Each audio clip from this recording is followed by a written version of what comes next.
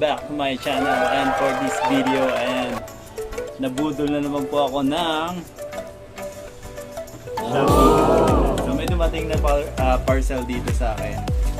Hindi ko alam bakit ganito ito kalaki, pero pagkakaalam ko face mask lang ang laman nito, pero tignan natin kasi bakit ganito kalaki yung box nito. Tapos ang bigat. So see kung anong laman. Tignan natin. Let's unbox. And guys, mag-unboxing tayo ngayon.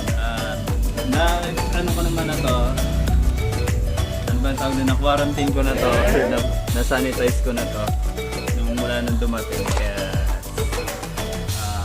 unbox po natin tayo. So buksan natin kung ano talaga, baka may surprise si Sel. So alam nyo ba guys na dahil sa Shopee, nagkakapuyat-puyat ako minsan kasi nag-aantay ako lagi ng promo ni Shopee tuwing 12 midnight. Kasi di ba madalas nagsi-sale, nagpapalit ng sale sa Shopee tuwing midnight or yan yung midnight sale. Kaya inaabangan ko yun. Tapos yung mga promo nila na free shipping, mga voucher, and sa madaling araw kasi minsan nilalabas yun mga 12 midnight. Kaya minsan natutulog ako alauna, alas 2 dahil kakabang ng mga sale kasi anak daw ako ni Shopee. So ayan, natanggal ko na yung bubble wrap niya. Safe naman yung pagkakapackaging niya.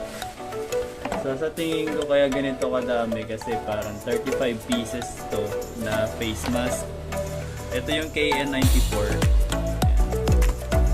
Isa natin. Madalas kasi ako order sa Shopee, lalo na pag wala na kami time para or wala kami schedule para lumuwas ng Divisoria. Kaya sa Shopee na lang kami sa order.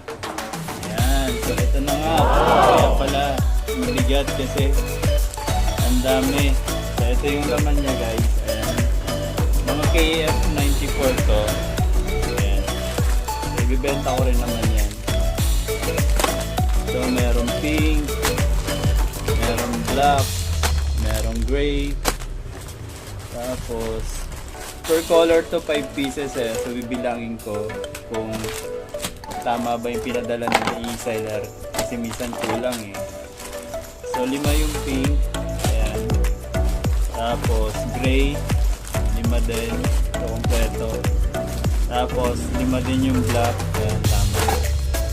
Tapos yung red, 5 din yung red, ayan. Tapos itong blue, ayan, ganito yung pagka-blue niya, 5 din yan. And then itong green, ayan, ganito yung pagka-green niya. Yellow. And yellow. 5 din. Tapos, and kompleto. So far guys, kompleto naman. Kaya pala malaki yung box kasi ang dami pala niya. So ayan, tapos na tayo mag-unboxing ng parcel mula kay Shopee. So ito yung mga in-order ko. Ayan. So, ginagawa ko dito, ayan, pinipresyohan ko siya. Pero same price pa rin ang Divisoria. Kasi ginagawa ko yon bago ko umorder, kinukontak ko muna si seller dun sa contact seller dun sa Shopee app, diba meron doon. So kinukontak ko muna yan, and then nag-offer kasi sila minsan ng wholesale, and so yun yung ina-avail namin kasi minsan naubusan kami ng stocks and then wala na kaming time or wala kami schedule papuntang Divisoria, so nag-abang na lang ako ng sale sa Shopee. So kung ano yung nakikita ng mga tao, ng mga customer namin sa Shopee, meron kami. So minsan, instead na umorder sila, dito na lang sila napunta sa shop namin kasi sa Shopee magbabayad sila ng shipping fee, and at the same time hindi agad-agad mapapasa kanila yung item kasi waiting for 3 to 5 days, minsan umabot na 1 linggo, especially kapag ang item ay galing sa ibang bansa or sa China. Yan, so natatagal lang, kaya mas preferred na lang nila dito kasi wala na shipping, at the same time mapapasa kanila yung item, di ba, agad-agad. So makakatipid sila at Kasi isa ibayad nila sa shipping, dadagdag na lang nila pambili ulit na isa pang item. Kasi minsan na shipping 40 pesos sa Shopee, di ba? So sayang din naman yung 40 pesos na babayad mo para sa shipping, lalo na kung ang orderin mo lang isang balot lang na ganito, eh talo ka pa. Ayan, itong mga in-order ko, ayan, KF94 na face mask, gaya yan nito na ginagamit ko. Safe kasi siya, ayan, tignan nyo, gaya yan. Ayan, close kasi yan dito, ayan, so sa tagiliran, unlike ng surgical mask na regular na ginagamit natin na blue, ayan, may awang dito pag dito, ayan, nakaangat dito pag surgical na mask na yung ID-Lie, ayan, tapos dito angat din, unlike ng ganitong KF94, close siya dito and then dito sa tagiliran, and then may lock naman siya dito. So mas prefer gamitin to ng tao, tsaka ang ganda kasi makapal. So ayan yung mga in-order ko, kasi mabenta to sa amin, especially do sa subdivision na tinitirhan namin. Ayan, maraming umorder sa amin kasi mura ko lang din naman siya nakuha. So sabi ko nga, hindi naman tayo naghahangad ng malaking income, basta kailangan bumalik lang sa atin. Ayan, so yan, bibenta ko siya, presyo. So yun nga guys, suki ako ng Shopee.